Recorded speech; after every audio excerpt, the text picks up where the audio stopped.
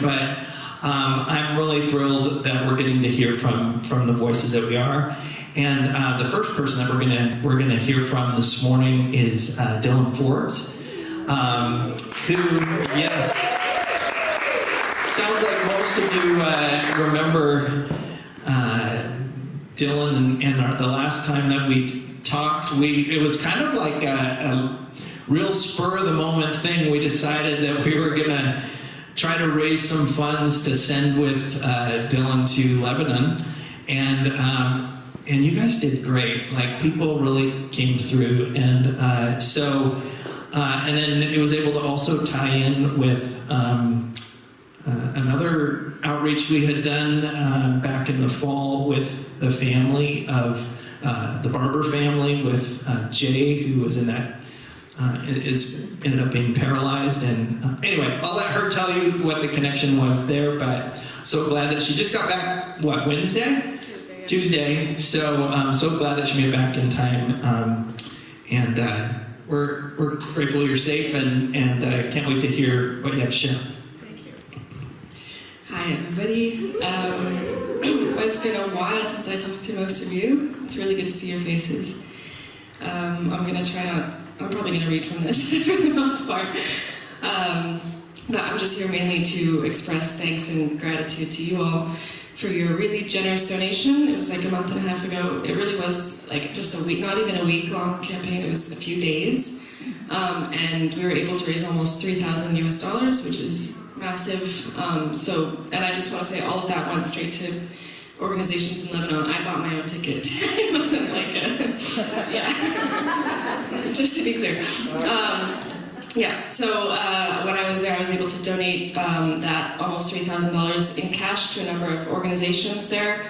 They're doing work on a community level to support the cities of Beirut and Tripoli, particularly children's education, food security, and immediate relief, free of charge health clinics, and other material and political support to vulnerable communities such as migrant workers who are there on essentially like a almost slavery visa, and refugees who are not permitted to work but need a way to support their families.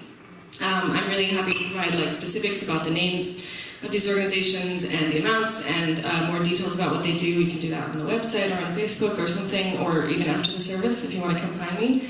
But I'll just talk now about like some of my favorite stories there, I guess. So my personal favorite of the organizations that that you helped me donate to is it's called Nation Station, and that's because it started after the Beirut port explosion, which was in 2020. Maybe some of you remember it. It was a really devastating blast that destroyed the entire city, and of course, re-traumatized a population who had been living through several wars in their lifetime.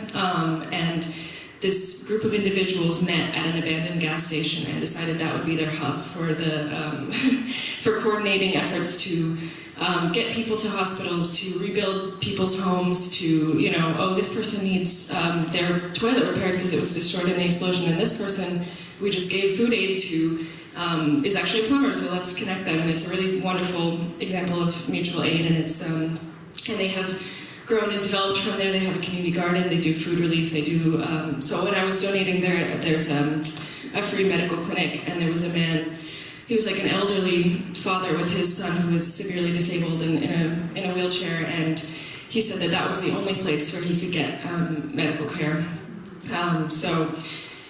These organizations like this one and others, I chose them because although having large-scale organizations like World Vision with resources and coordination mechanisms to build like a well-oiled machine, that's really important. But this cash was meant to support local organizations who don't turn away any in need. Anyone can come on a day-to-day basis and they can uniquely and flexibly respond.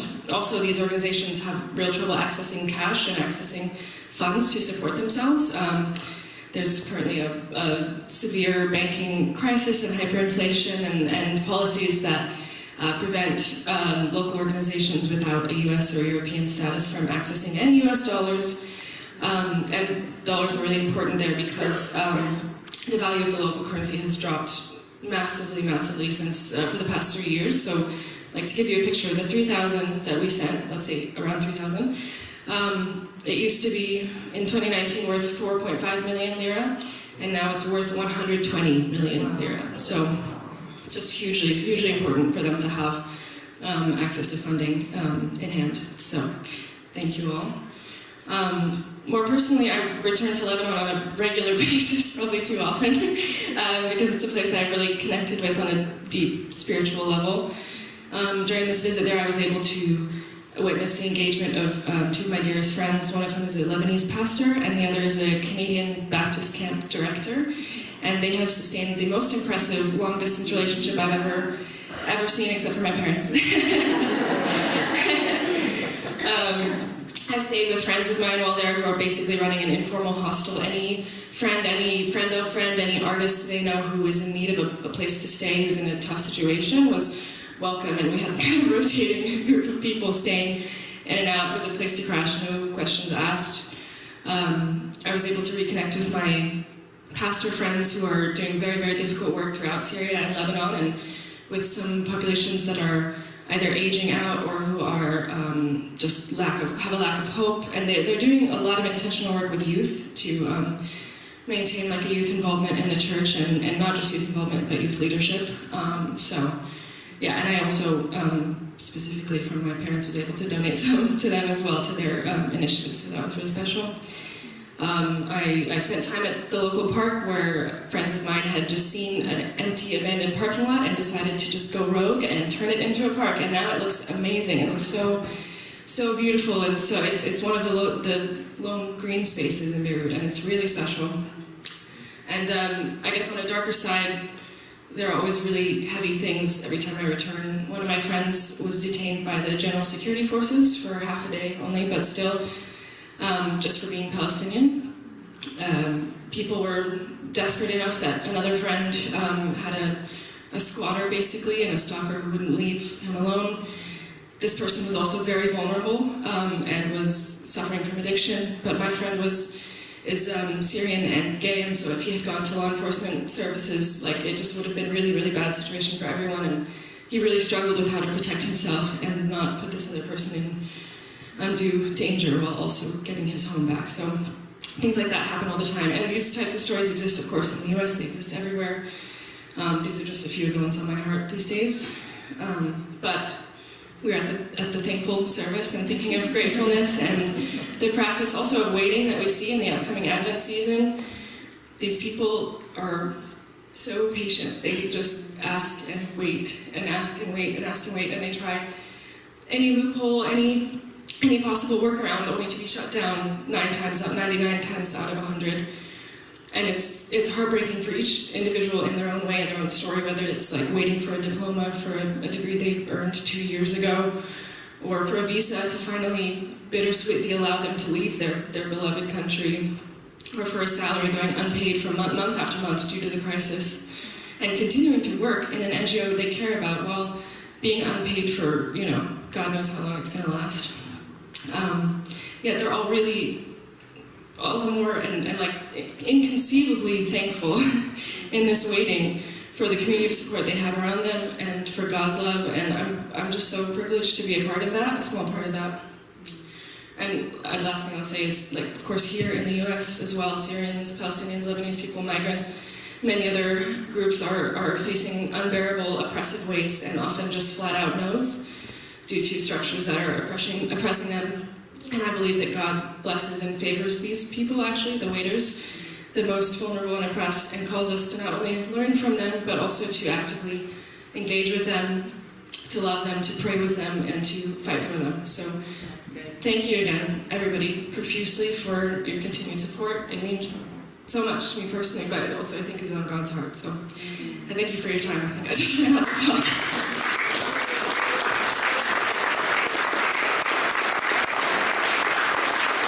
Thank you so much for that, Dylan. I'm going to invite the worship team back up, as well as some of the kids who have a special treat for us this morning. And then after that, Marissa's going to share, and then Paige will share, and then I'll come back up. So there is a card that I picked up recently, and I loved it. I cracked up so much. It said, if you do one more nice thing for me, I may have to get a thank you tattoo on my face. And I just loved that. I thought that is so perfect. And that is so much how I feel about Jesus. If I was going to get a tattoo, which I'm needles and stuff like that, forget. But it would be like a thank you tattoo. And there's a quote from this really great book called Perfectly Suited by J.D. Peabody. And it says, His grace doesn't just cover the cost of our fallen state. Praise God. It gives us the means to leave behind our age-old way of life. He calls us to step out from that which enslaves us and into genuine freedom. Amen. You know? And that is what I'm testifying today, is my journey of freedom. And it's a really short journey on paper, and I won't tell you the whole journey today. But there's 3 things that have defined this journey for me. And the first was my leaving journey. And 5 years ago, I left to get some additional schooling. And it happened to be that God led me to Portland. I did not expect that at all. And there I was, which was great. I had a really great experience there. But my leaving journey was to go through graduate school for counseling. And that is a very scrapey journey. It like just shreds at your soul, which it's supposed to. Because if you're going to be sitting with other people and be able to hold some of their stuff, you have to really look at your own stuff. And so one of the pieces of that was that I realized how anxious and afraid that I'd lived for a very long time. And I called it my river of anxiety. And I didn't know it was a river, honestly. I thought I was doing pretty good. And then I really had to face it. And so there was a lot of fear and anxiety, and God redeemed that. He's in the process still. But it went from a river to a creek. And that is good. That is genuine freedom.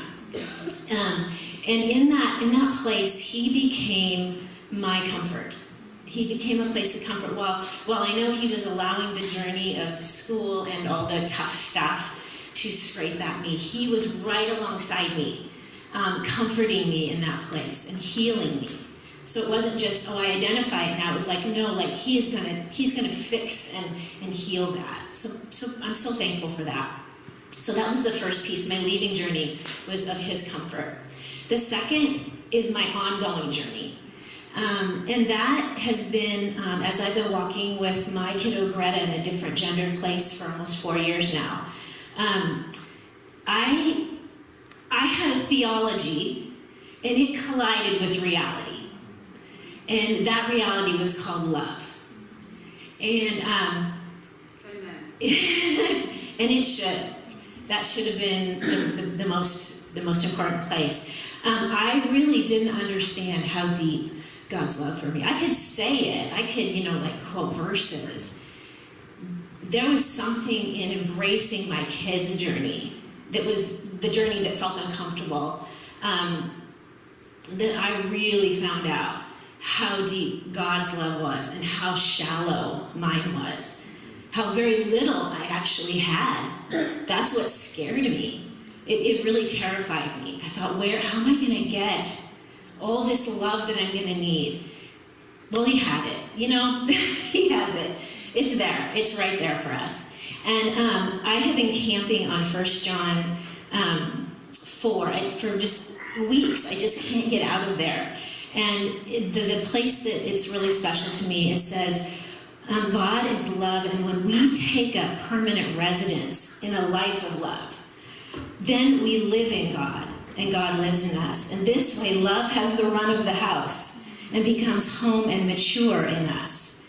And then it says, this is a part that I feel like really hit me, was, there is no room in love for fear. They can't coexist. If it's fear, then it's something else. It's not love. There's something different about it. And I had to realize that Jesus' love was that pure place that I could go. There is no room in love for fear. Well-formed love banishes fear. I loved that. It's like, yeah, that's the place I want to be. I want to be in that place where love is banishing fear. So Jesus became a really special depth of love for me in this season, and he continues to expand those borders of what I think is love. I'm like, every day there's something that stretches it a little more. I'm like, really, Lord? I thought I was doing okay, but no, there's more love. You've got to expand. So it's an ongoing journey. And the last part has been my return journey to Washington. And I have experienced God as the most abundant provider you can even imagine. And some of you are a little more intimate with that story right now, but I knew that I was realizing I provide for myself for very long since I was little. There's places that I've had to provide for myself. And so I had this thinking that, well, that's what I do. I just make things happen. I provide, I do things, I take the next step, right? We just do this for ourselves. And this has been a journey back that has been nothing about me handling anything except listening. And in the beginning of the summer, I've been wanting to come back since 2020, but there were some things that happened in between there. And so I was like, Lord, when am I coming back? I want to get back home. Portland was never home for me. It was my place of retreat in a sense. And I was looking for housing. Nope, nothing's coming forward. And I thought, can I go without this permanence? The things that people would say you have to have in place when you move. And I kept getting this sense that God was saying, go home and I'll make provision.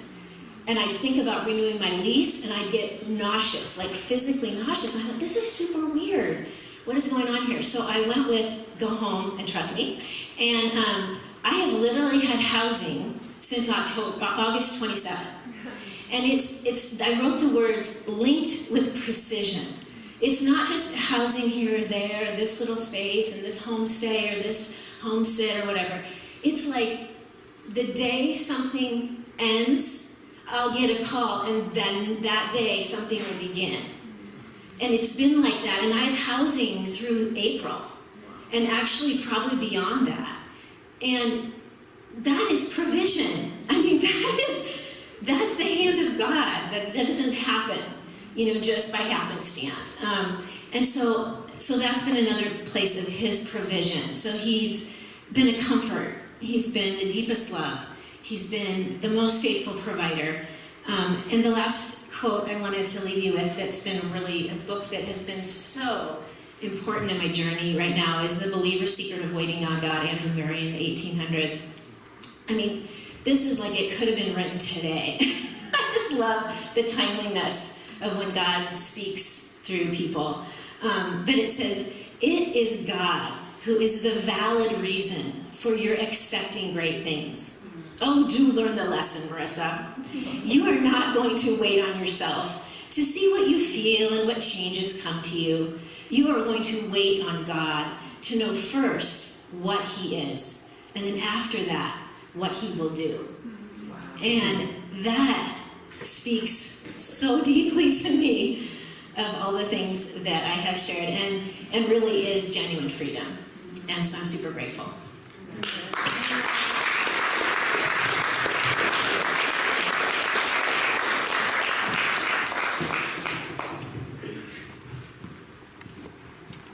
Morning, y'all. Why was that funny? Okay. No, my bad, okay. Like I said, you can pry that word out my cold dead hands. I would say y'all until I die. It's convenient. You can't take that from me. So, But I really love this church. As I sit and I process this Sunday morning, as I process conversations I've had with Jeff and conversations I've had with you guys, the more I sit on it, I'm like, this is the church being the church. We've had people today talk about hard seasons and struggles and being able to openly do that because the tone of this place is knowing that going through hard times, going through struggles doesn't negate God's power and goodness, nor does it negate one's faith. And so just seeing that this really is a place that mourns and weeps with those who are mourning and weeping, and laughs and celebrates with those who are in that type of season. And so for me, I'm like, that's extremely healthy, one, but it's extremely biblical on the second hand, right? And so there's two kind of scripture things that I really think of when I think of New Day. And the first is this really intense community you see in the book of Acts, the first church. I see that here. I see that in New Day. The way that you guys just stay and hang out 30 minutes after the service talking with each other. You'll hang out with each other on the weekends. You know, like Jackson's pointing fingers at his mom. Like, yeah, my mom stays here for 30 minutes after.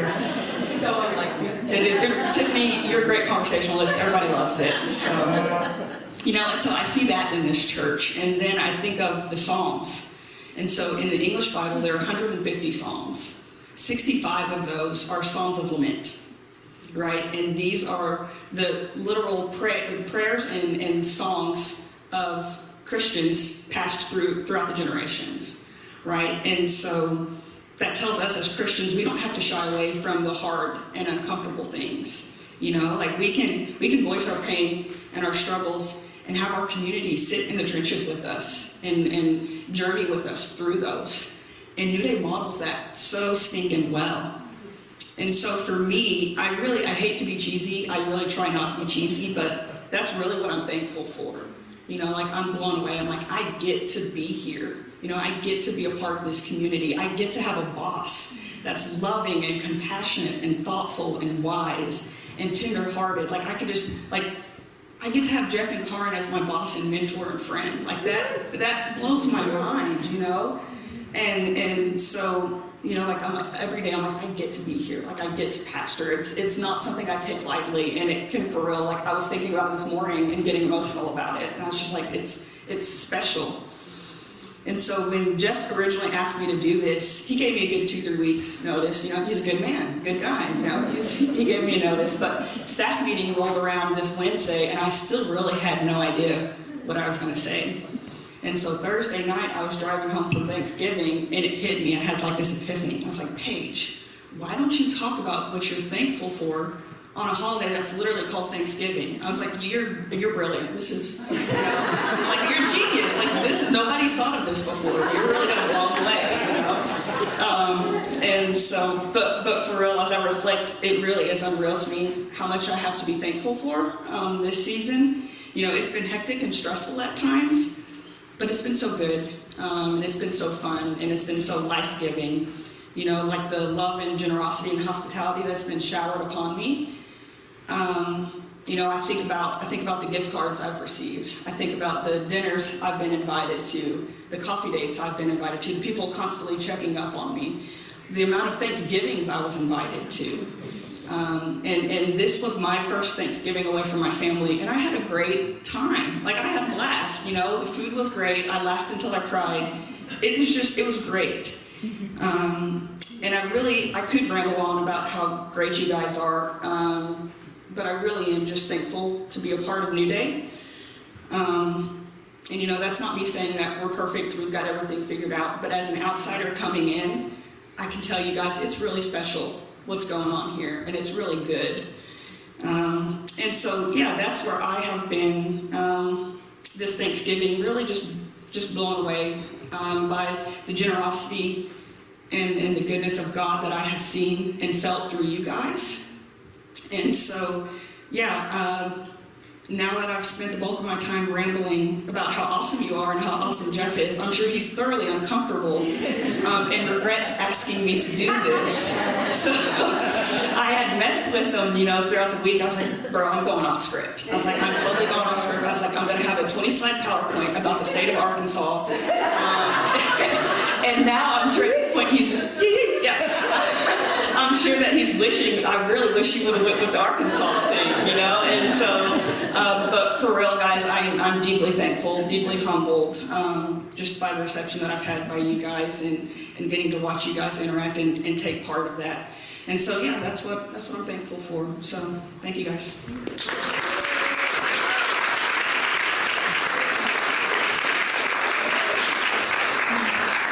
Yeah, she's not wrong about that. But I was thinking, you know, we've got her here now. She said she's thankful, so now we can finally let down. We don't have to put on this great show anymore.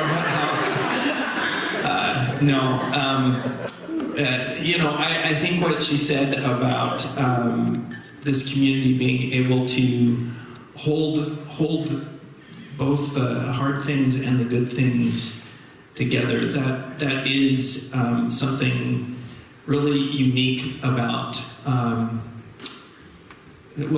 at least how Christ has established the church, and I think we see a lot of that expressed here at New Day. And we had a couple of people that I was really hoping could share with us this morning. One was James Yee, who's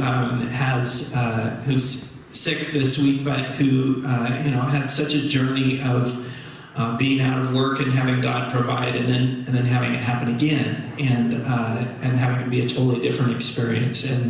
And so that mixture of hardship and gratitude together. But then also, I was really hoping that Jason LaFontaine could be here this morning.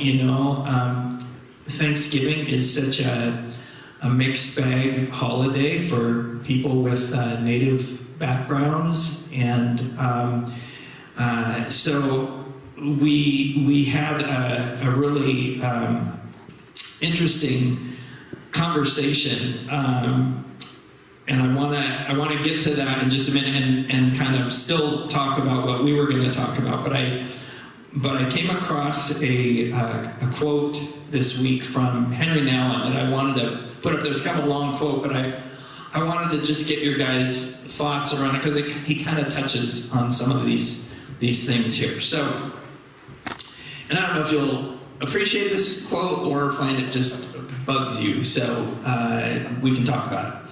He says, "To be grateful for the good things that happen in our lives is easy, but to be grateful for all of our lives, the good as well as the bad, the moments of joy as well as the moments of sorrow, the successes as well as the failures, the rewards as well as the rejections, that requires hard spiritual work."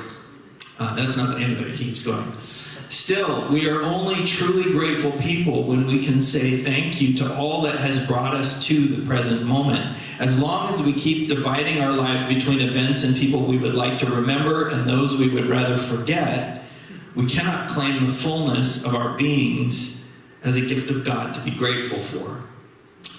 Let us not be afraid to look at everything that has brought us to where we are now and trust that we will soon see it in the guiding hand of a loving God." Any thoughts as you listen to those words? Well, for me, Jeff, I had some pretty tough stuff to go through. But after I went and processed the feelings about it, it brought me to the place of healthiness. And so whatever it took, I finally came to Christ. And it's like I always said, it doesn't matter what happened because I now have Christ. Thank you. Anybody else have? I think it also just shows our flawed perception.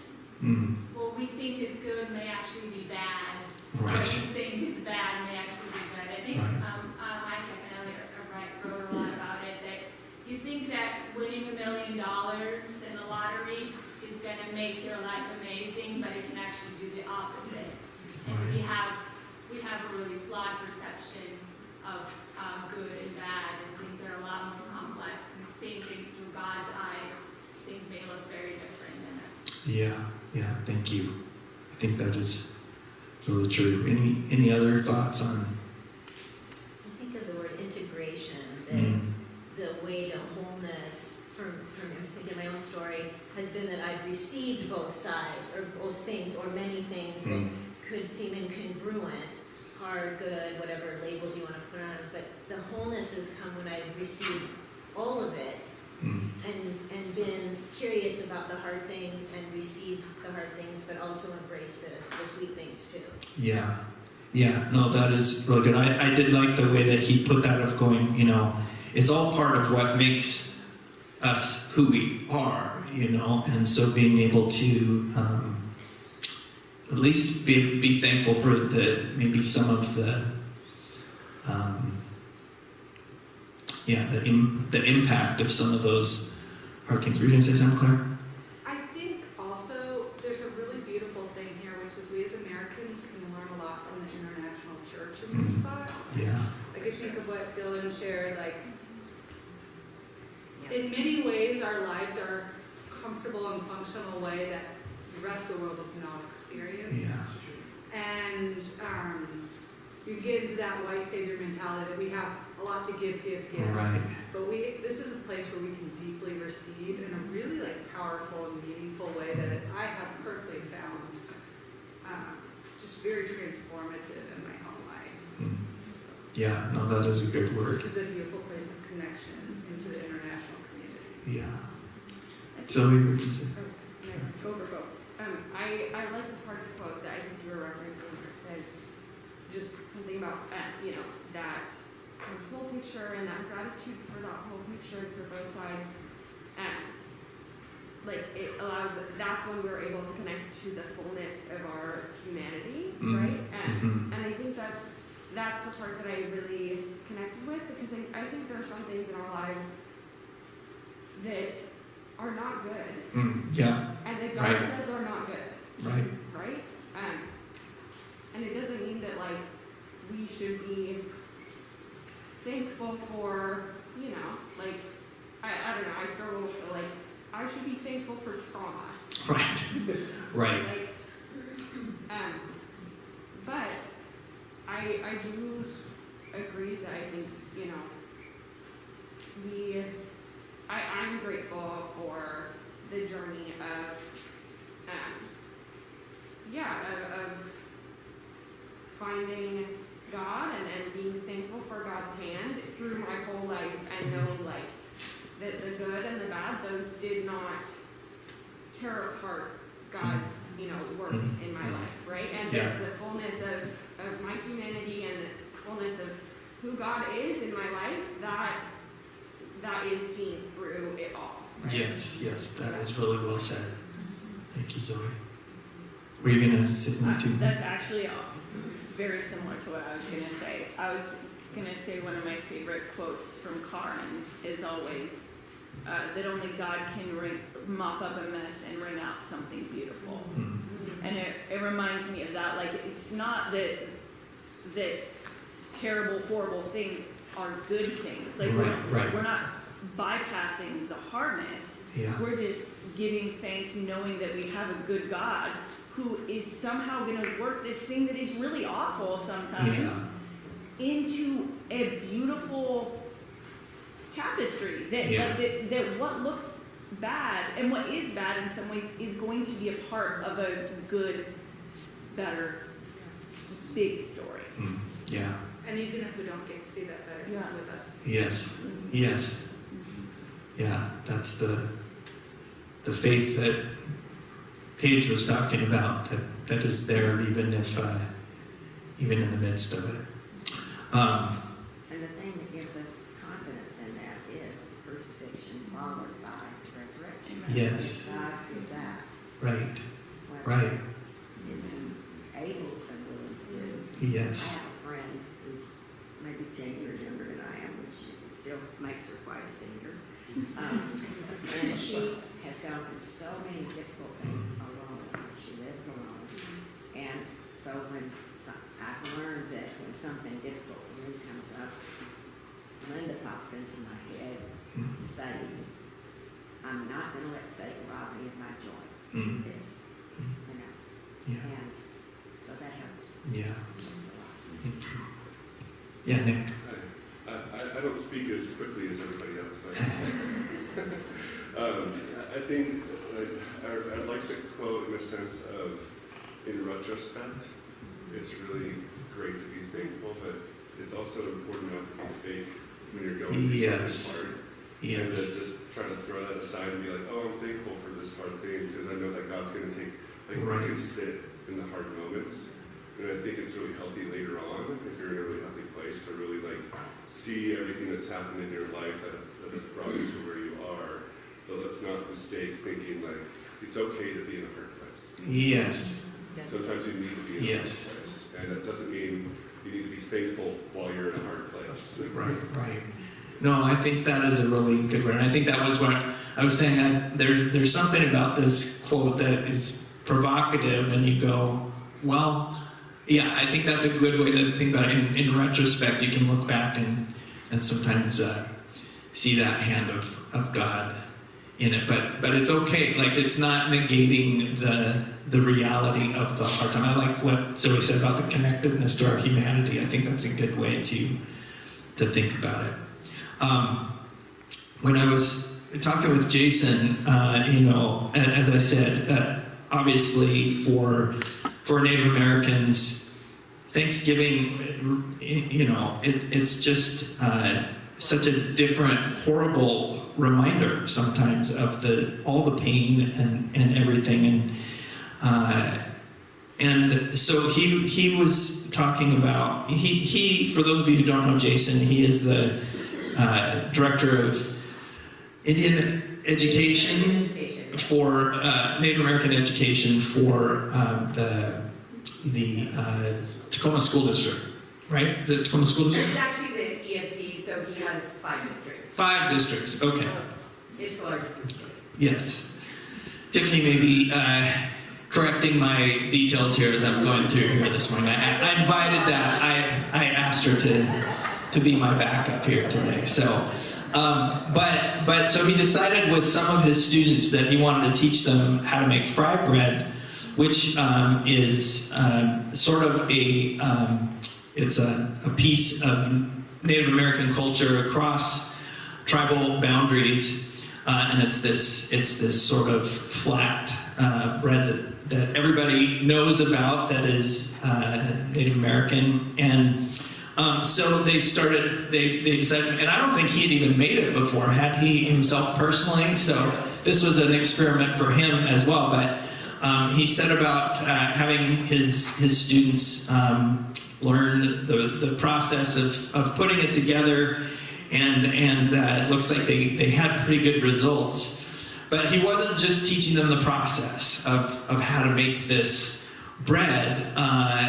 Really, he was teaching them also the history of it, because even though it's so identified with Native American culture, it's really got this conflicted story behind it, because it started with the Navajo tribes as they made their long walk and were moved from their homelands in Arizona. They had to walk 300 miles to New Mexico and were put in this internment camp where they couldn't farm, they couldn't hunt, they couldn't get their own food, and the government provided them flour and salt and baking powder and water.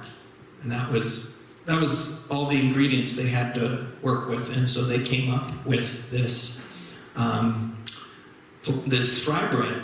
And so it's a story of this bread that represents a lot of grief and a lot of resilience and resourcefulness, and but also just sadness is associated with it. And we were talking, and he and Daniel Turner and I have been going through the book of Mark in the First Nations edition of the New Testament, and we were talking, and he was sharing this story with me, and then afterwards I looked up in the that's the long walk there, but I looked up the passage that I normally read for communion to see how they translated it in the First Nations Bible, and I saw that they had that Jesus took some fry bread, and so I was all excited to see that, and I talked to Jason about it, and he's like, well, I'm not sure actually how I feel about that. If it feels like they just sort of grabbed the easy thing without the history and stuff. But the more we were talking about it too, the more I thought, no, actually this is the story of our communion. There's a conflicted story in the bread of communion. this happened at Passover, the first communion, and if you look in the book of Deuteronomy, as how God commanded the Israelites to celebrate the Passover, he said this. He said, "Do not eat it with bread made with yeast, but for 7 days eat unleavened bread, the bread of affliction, because you left Egypt in haste, so that all the days of your life you may remember the time of your departure from Egypt." And I thought about that being called the bread of affliction. I thought of when Jesus took that bread and said, "This is my body." He's saying, "I'm the bread of affliction." And then it said that he gave thanks for it, And so here you have this deeply embedded story of Christ taking up our sorrow and our affliction and weaving it into a prayer of thanks. And so as we come to communion this morning, it doesn't have to be that we're in this happy place where we're feeling just, like the good that we're thankful for has to be all good, or it can't. Or if there's any bad going on, that it cancels out our ability to celebrate the good. But to go, you know what? Both sit side by side with us, because that's the fullness of humanity right there. It's all of that together. So I loved what